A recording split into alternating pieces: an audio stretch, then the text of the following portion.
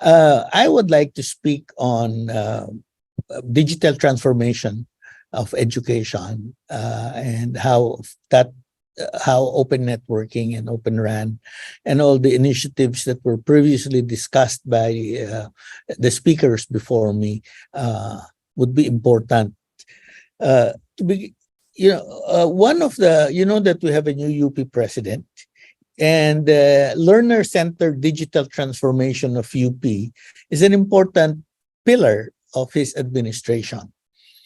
For UP, digital transformation or DX means changing the way we educate our students.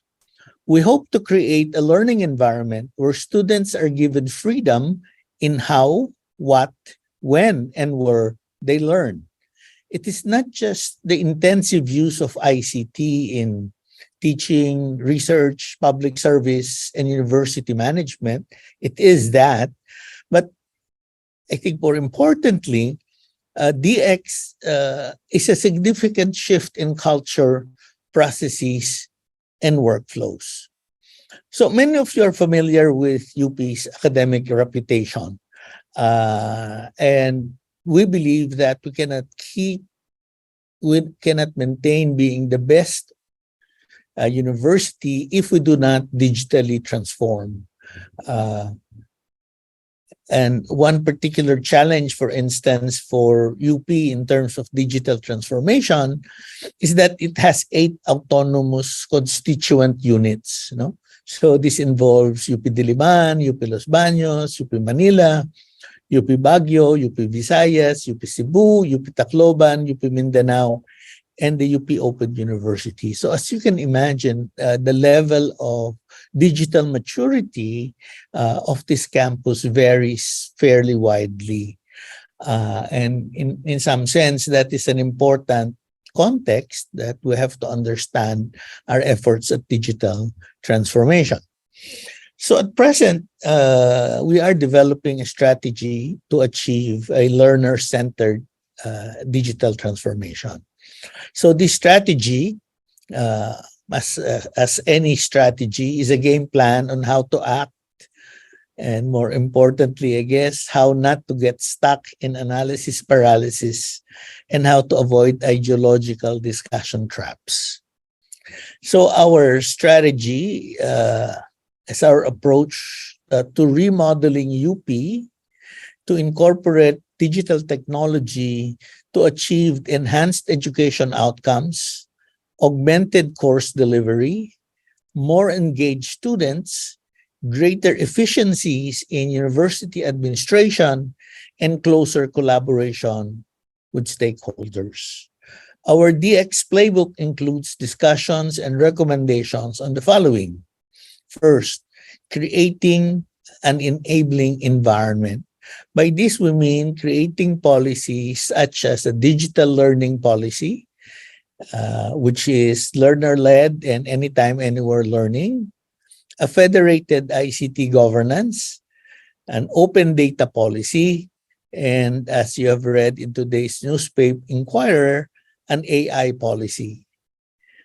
Another component of our digital transformation strategy is launching exemplary projects, reference models. So, for instance, we have created a new virtual archipelagic university, and we are transitioning UP Tacloban from a college to a full-blown university. And here in these two instances, we have the opportunity to have born digital units. So we're excited about the idea that when we launch these universities, it is already designed to be digital universities. The other important project that we're looking at is enhancing access to UP through UPOU. So you're familiar with the criticism of UP being elitist, and that our students are mostly from the middle and upper middle classes. And we do recognize that. And one of the ways we believe that we can broaden access is through an open university. Now, at present, UPOU still requires UPCAT for admission, just like any other campus. And so we're studying the idea of opening it up, relaxing it a bit. For instance, if you graduate valedictorian or salutatorian in any public university, public high school, you may enroll in UP without having UPOU without having to take the UPCAT. So that's one of the things that we're exploring, to use technology to broaden access to UP. The third component of our digital transformation strategy is creating multimedia, interactive, gamified learning materials. So for us, digital transformation of education is not just MOOCs, it's not just Zoom, and because if you're a bad lecturer face to face, you're worse if it is online. So technology will not correct that, and so we're looking at multimedia, interactive and gamified learning materials. So one of the first where we will try and roll this out is through our GE courses. So we can look forward to most of our GE courses to be multimedia down the road. Fourthly, we will have to have a lot of upskilling, capacity development, particularly for our faculty who are really trained to do in person and may not have all the skills needed to do remote online learning. And so we're developing programs to upskill our faculty. The fifth is what we call establishing cutting edge units. So for instance, we already have the Board of Regents have already approved a Center for Intelligent Systems. And so we will be launching that this year, and that would focus on big data analytics and artificial intelligence. We have also some proposals from various units to create virtual reality laboratories. And I think definitely we will be having or launching some of those within the next, or at least within the year. And finally, of course, all of the above could not happen if we do not have a world-class next generation digital infrastructure. For instance, one of the things that we want to do more is to roll out learning hubs, to transform our libraries to learning commons.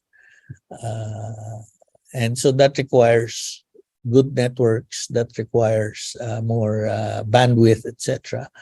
And so here really is where open networking, open standards, and even Open RAN could help us in terms of being able to provide the infrastructure to allow us to do flexible learning. So this is just a broad overview of what we're doing. It's a very challenging and interesting initiative, which I liken to turning around a super tanker. It's difficult to stop, let alone turn a super tanker. So how difficult is it to turn a super tanker around? Pretty damn difficult. And we're looking forward to your continuing support to these initiatives. And thank you very much for your time.